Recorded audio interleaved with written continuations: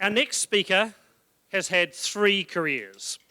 One as an archivist, one as an artist and filmmaker, and one as an expert of ephemeral and obsolete film. Think Super 8 and 16mm.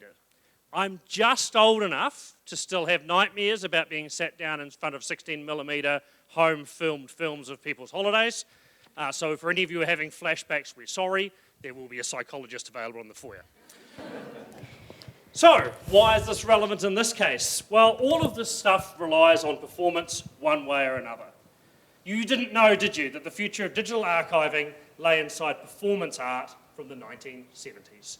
Please welcome for the Faculty of Arts and Design, Louise Curham.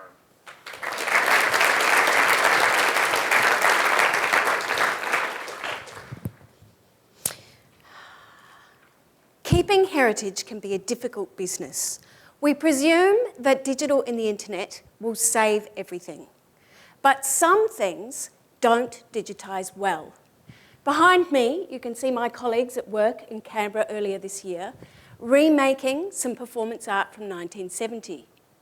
This work involves Super 8, ubiquitous in 1976, when a British artist first made this work, called Man with Mirror.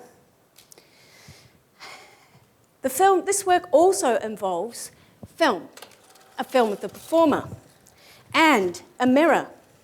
So, what do we digitise? Just the film alone won't do it. Hard to capture the way the image moves around the room, different in every performance. VR might capture some of it, but what my research suggests is that what's valuable about some things is experiencing them.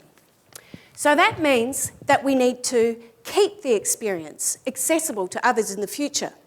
And this needs us to find and keep the DNA of the work. By this, I mean the rules and rigours and, critically, the tacit knowledge about how to perform those rules and rigours.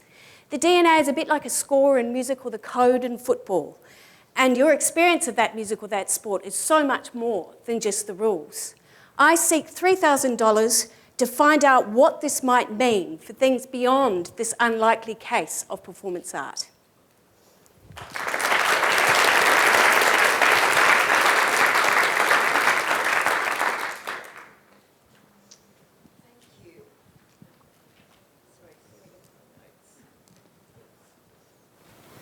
Thank you so much, Louise.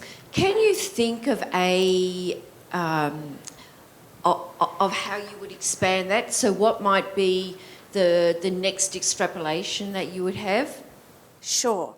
So a lot of work's gone into this pitch from a lot of people in this room, looking at this question of the analogy. What are the other examples to which this kind of model of the code or the algorithm applies?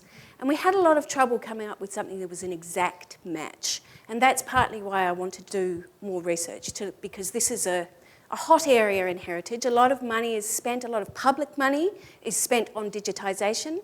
And there are a lot of issues around what the impact of that will be. And what I'm exploring is what eludes digitisation. Some of the analogies that we looked at was the sports code and the musical score, as I described.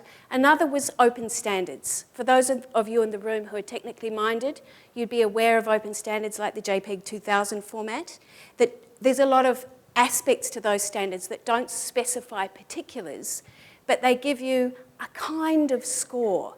And yet score is not quite the right analogy either. I see some heads nodding, so you know exactly what I mean.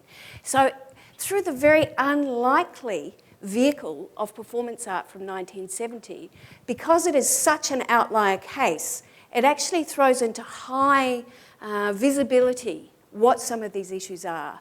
Because we're dealing with literal performance, it then translates to technological performance, like the Word document on your USB key. So, yeah, thanks for the question. Thanks, Louise.